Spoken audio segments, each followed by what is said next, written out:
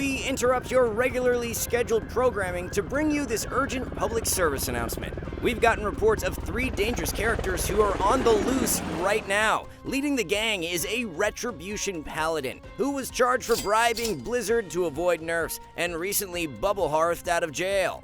They're joined by a Beast Mastery Hunter who stole 45 pets from the local zoo, one of them being a rabid wolf named Fenrir. Healing these 2 bastards is a Voidweaver Disc priest, who forged a prescription for ADHD medications and is currently spamming more damage than the average DPS. With the power of skill capped and the most effective guides for gaining rating on the internet, and backed by a 400 rating gain guarantee, we are here today to show you how to defend yourself against these dangerous threats, starting with Voidweaver Disc priests. Picture a giant mountain covered in snow. Now imagine a snowball rolling down that mountain. As it gains momentum, it grows in size. This is the starting place for understanding Voidweaver Disc priests and how to counter them. This is a spec that quickly snowballs in momentum using a few different spells to get the ball rolling, quite literally. Part 1 is Mindbender, which is going to give the priest a buff called Shadow Covenant, converting penance into a shadow spell and causing them to deal significantly more damage. Step 2, and this is the important part, is when the priest then uses Mind Blast. This will proc Entropic Rift, which is the defining feature of Voidweaver. Entropic Rift is a scary looking ball that will grow in size every time the priest uses penance, which as a reminder will be buffed if Mindbender is out on the playing field. And while Entropic Rift is rolling around like a bowling ball of death, the priest will be spamming out Void Blasts, which will be doing a ton of damage and will be converted into a ton of healing thanks to Atonement. Then when Entropic Rift is over, the bowling ball of death will explode, dealing a bunch of damage and basically acting as an AoE lay on hands to top off everyone on the enemy team. Now you can see why we said that Voidweaver is a spec that is all about snowballing momentum. That brings us to our number 1 goal, which is to slow them down. We can do this at a few different stages, but we're going to need 2 basic tools that everyone has access to: Kicks and CC. If you want to prevent the ramp from starting, be sure to interrupt Mind Blast, since this will delay the Entropic Rift window, at least momentarily. Now obviously you can't lock out Mind Blast forever, and they're going to spawn that bowling ball eventually. When that happens, you need to prevent the priest from casting Penance and Void Blast at all costs. This is the perfect time to push for CC, and in fact, if you really want to min-max, we recommend saving your kicks and DRs for when the priest is entering their Entropic Rift window. The mistake you want to avoid is having nothing to stop their casts once they get going. 1 kick or 1 CC alone isn't going to cut it. You need to endlessly harass them during this window to prevent them from topping the damage meters and getting an AoE lay on hands for free once Entropic Rift explodes. And here's the best part. Fade and Shadow Word Death are on the Shadow School, which means if you manage to kick Dark Reprimand or Void Blast, it will actually make it easier to land CC by preventing 2 major avoidance tools. Treat them like a DPS during Entropic Rift, and you will be rewarded. And by the way, we have 3 entire courses jam-packed with game-changing information exactly like this at skillcap.com. Every rank 1 player will tell you that PvP is a game of knowledge, which is why we designed each course to give you the most useful advice for countering every opponent. We've also specifically designed the SkillCap UI with counterplay in mind, isolating the most important information, allowing you to play just like the pros. Everything we offer is backed up by a rank up guarantee, which applies to all of our games. So if you want to get started and see insanely fast results, be sure to use the discount link below. For now, we need to talk about Retribution Paladin. We all know why Ret is broken. They have the best utility out of any DPS, a crazy defensive kit, and can absolutely pump the meters. But if there's one ability you should start abusing more against these menaces of Arena, it's your Dispel. In fact, in this day and age, abusing Dispel is a pretty good idea against the vast majority of opponents you will encounter in Arena. The buff you are looking to remove is Blessing of Freedom. The goal at the start of each game is to pre-purge the red of any trash buffs they may have, which will increase your chance of getting rid of freedom down the line. If you can counter their number 1 mobility cooldown, you're going to have a much better time. Now, I know what you're thinking. What's the point in purging when Ret is basically just cosplaying as an evoker at this point?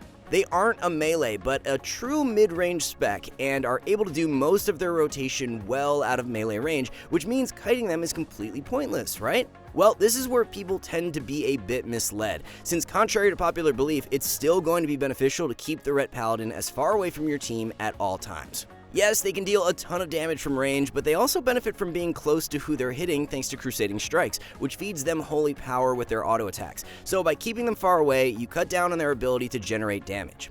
But what if you don't have a purge in the first place? What can you do then? Well, as you probably noticed, Reds like to summon their horse when they freed him, which means needing to deal with not 1 but 2 mobility cooldowns at the same time. But not to worry, because this is actually the best time to reach for micro CC in your toolkit. If you're able to harass the Ret while they are freedomed on their horse with stuns, coils, knocks, and so on, that means denying all of their mobility all at once. But now let's do something about their damage. Let's go back to the snowball metaphor from earlier, because it's going to apply to Rets too. Just like Voidweaver Disc priests, Rets can enter their cooldown window fairly often, since Wake of Ashes is what actually procs their wings these days. That means every 30 seconds you might need to buckle up. There is some nuance here too, since most Rets will be playing Crusade, which is significantly different than Avenging Wrath, stacking a damage buff over time rather than giving a flat beefy modifier. This means Rets will snowball momentum the longer they can attack during their cooldown window. And once again, the exact same counterplay is the same. Harass them with as much bullshit CC as possible. Your best friend here is going to be disarms and stuns, but any CC will do.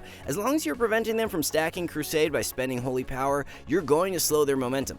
Oh, and while all this is happening, don't forget that Blizzard decided Ret is a caster too, and be quick to notice whenever they sneak off to land a Hodge on your healer, because there's a chance it will be followed by a Repentance, which is a spell you need to be interrupting, especially when your healer is stunned. It's going to take a lot of work, but now you know what's required to shut down those Rets. But now we need to take aim at Hunters. And let's be generous here, since both BM and Marks are insanely strong and arguably even broken right now for two different reasons. Beast Mastery is a true slot machine spec, and it's all thanks to this small little talent buried on the right side of their tree called Huntmaster's Call, which on its surface might seem a bit confusing. This passive will cause the hunter to summon one of two wolves, Hattie, which gives all of the hunter's pets a 4% damage buff, or Fenrir, which eats your entire face alive and spits out all of your bones one by one.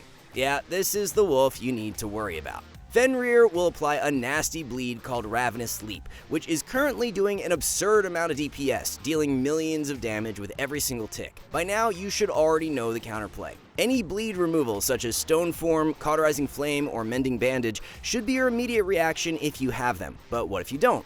Well, what you need to understand first is that bleeds themselves are what can proc Huntmaster's Call. That's right, in case you've been living under a rock, BM Hunter is a dot class these days. Bleeds have a chance to summon dire beasts, and once 6 dire beasts are summoned, there's a chance the hunter will randomly proc Fenrir. But here's the thing, one of these bleeds is way more important than others. It's called Bloodshed, which has an increased chance to proc dire beasts, and therefore an increased chance to proc a nasty wolf. You should already be tracking this ability, even though it technically doesn't do that much damage by itself, but like other mechanics on this list, Bloodshed can snowball into something worse. Now, obviously, Marks is really broken too, but in a significantly different way. If you're in the wrong place at the wrong time, you will be barraged by the biggest burst this world has ever seen, at least since Shadowlands. The two biggest culprits are True Shot and Volley, which both interact with aimed shot, leading to damage that is more lethal and even harder to avoid, and you should always immediately CC or line of sight the hunter the millisecond you see either one of these abilities. There's no point in trying to be greedy here. If you do not disarm, stun, coil, or do literally anything to CC the hunter immediately, your entire team will be dead, especially if you are all stacked up. Hunters have this mechanic tied to Volley called Trick Shots,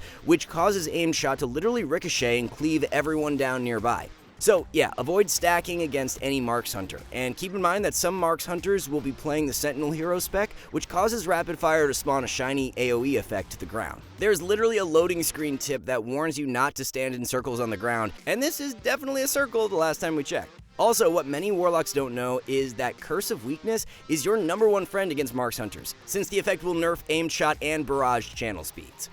But if there's one thing you probably noticed against all of the broken specs in Season 3, it's that reacting fast is key. Damage is absolutely ridiculous right now, which means being quick to use your micro CC on True Shot, Crusade, and now even Mind Blast is more important than ever. There's just one problem. The Blizzard UI sucks. Good luck finding an offensive in this massive wall of microscopic icons. Luckily, the skill capped add-on reduces tons of clutter and allows you to see the game just like a rank 1 gladiator, all with the click of a single button. Anyone can download and install our complete UI package right now, and skill cap members even get premium profiles that actually help you win games by isolating key information, which means no more of that awful tunnel vision. And with our updated class courses for the War Within, you can learn how to deal damage like the best players in the game. Now is the best time to join, as one subscription covers all of our games, allowing you to get instantly ahead in retail or classic. As always, we back everything up with a rank up guarantee. If you don't gain at least 400 rating while using our service, you don't pay. So visit the discount links below to get started with the best UI and the best guides for WoW PvP.